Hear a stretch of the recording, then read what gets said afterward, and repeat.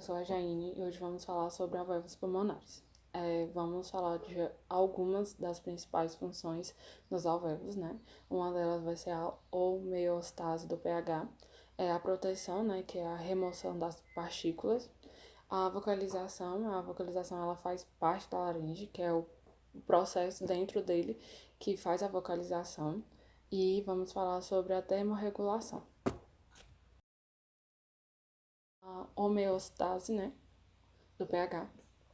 Ele vem da maioria dos ácidos de metabolismo de carboidratos e gorduras, né? Eles são finamente regulados, né, por alterações de volume de corrente e da frequência respiratória. Para manter o equilíbrio, né, os órgãos e as articulações, eles entram em ação.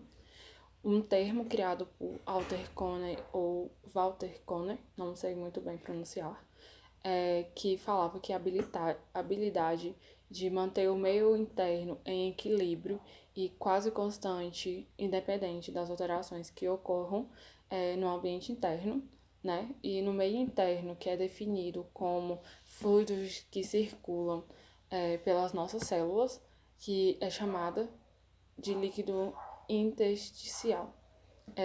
A homeostase, né?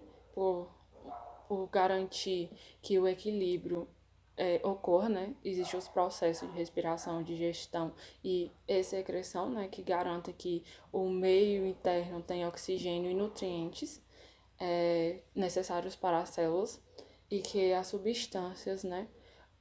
Tóxicas possam sair do nosso corpo, né? Do nosso organismo. O controle, né? Da homeostase, né? Quando ocorre normalmente, né, os processos de flashback negativo e flashback positivos, eles entram em ação, né, quando o processo se revertem em direção de mudanças, né, do nosso corpo.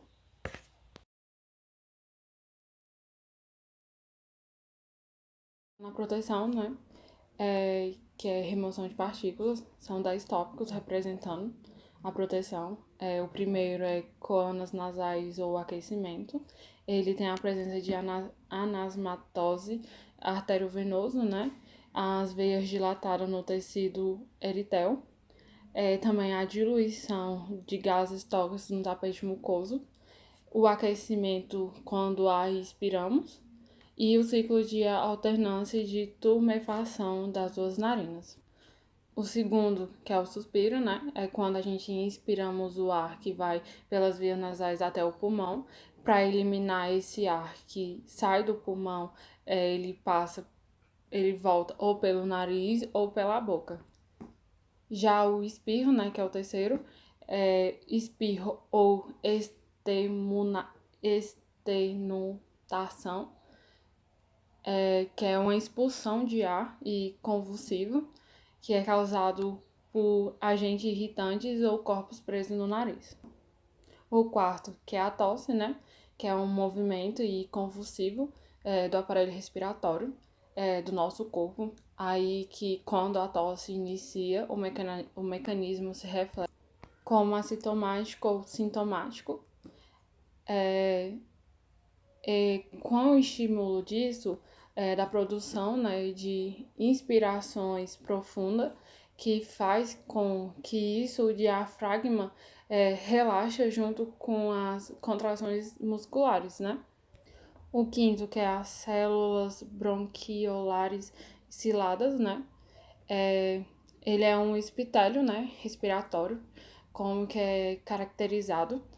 O epitélio, ele faz o revestimento especializado, aí as células califormes, né, e os cílios são importantes no mecanismo de defesa, né, do corpo, aí que se retém, né, as partículas provenientes no sistema nasais.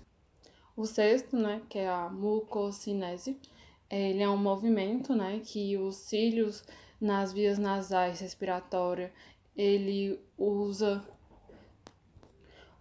para eliminar partículas estranhas que aparecem quando na mucosidade, né, da árvore tranqueobronquia.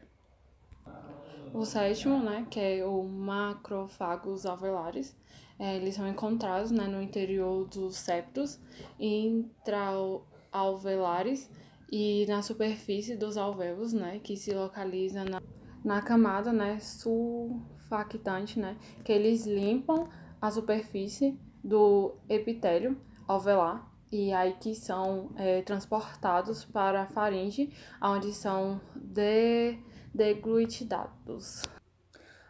Os pneumocitos tipo 1, eles são denominados como células alveolar pavimentoso, né?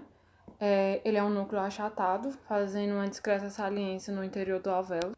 Já o tipo 2, ele está denominado nas células septas, aí formando demócitos e junções que unem entre as células. As células são arredondadas que ficam sobre a membrana basal do epitélio alveolar. O nono, que é o sistema linfático pulmonar, ele é um papel fundamental, né, na taxa de desaparecimento dos níveis alveolares e o intersticial, que faz a remoção, né, de substâncias ou partículas nas vias nasais. E por fim, o décimo, né, que é a flora nasal de orofaringe, que são os germes, né, que nas vias respiratórias superiores, ele funciona como uma barreira que impede que a proliferação, né, de micro-organismos, né, no sistema respiratório.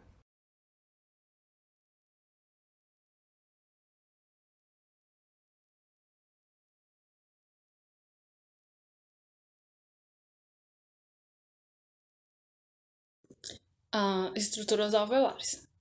Na nossa imagem, representando as estruturas alveolares, o primeiro, né, que é o tecido cognitivo, ele faz a separação da matriz extracelular entre as células e as fibras. Os sacos alveolares, eles são o processo da troca gasosa.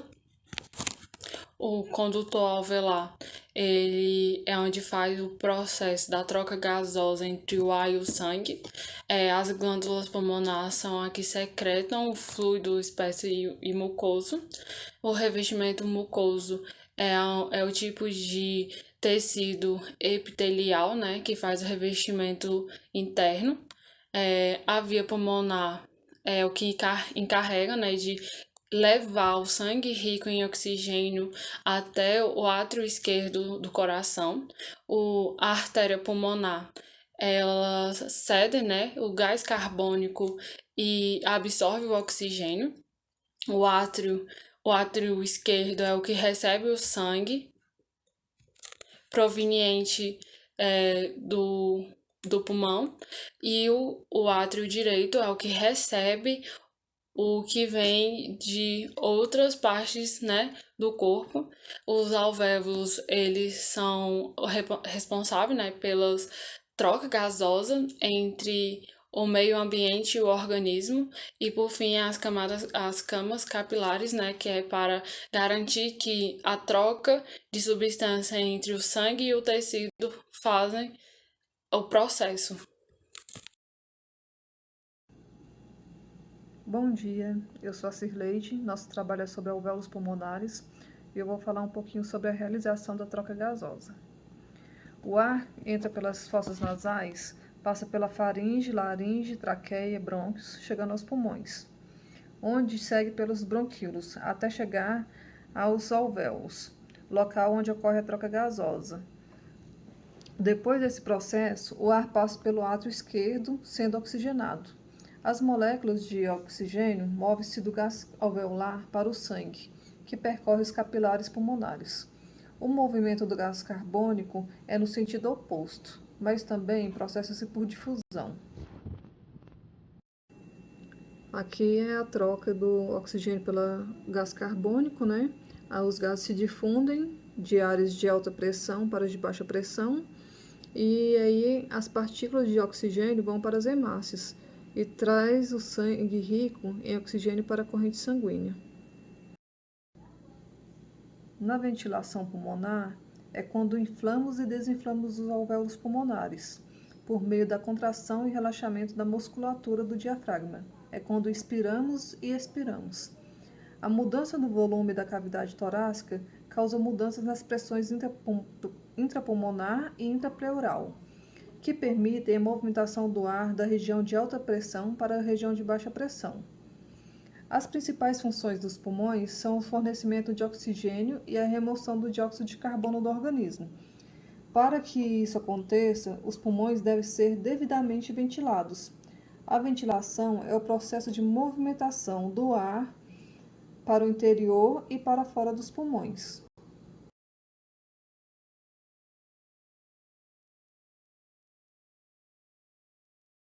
Vou falar um pouquinho agora de como o Covid ataca o pulmão. Assim que o vírus chega ao pulmão, inicia-se uma inflamação grave, que ataca principalmente os alvéolos. Os alvéolos são sacos de ar que, quando inflamados, ficam preenchidos de líquidos, prejudicando assim a troca gasosa. E quando isso acontece, o sangue não recebe oxigênio suficiente e também não acontece a eliminação do gás carbônico, que em grandes quantidades é prejudicial à saúde. O ataque do vírus ao pulmão gera uma pneumonia. Essa pneumonia é uma pneumonia viral. Isso também ocorre da mesma forma quando a doença é causada por uma bactéria.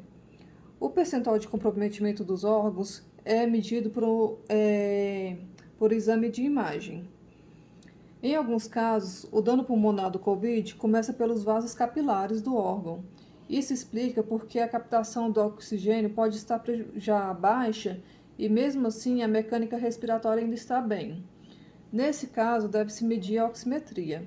Quando a oximetria já dá baixa, já é hora de cuidados intensivos.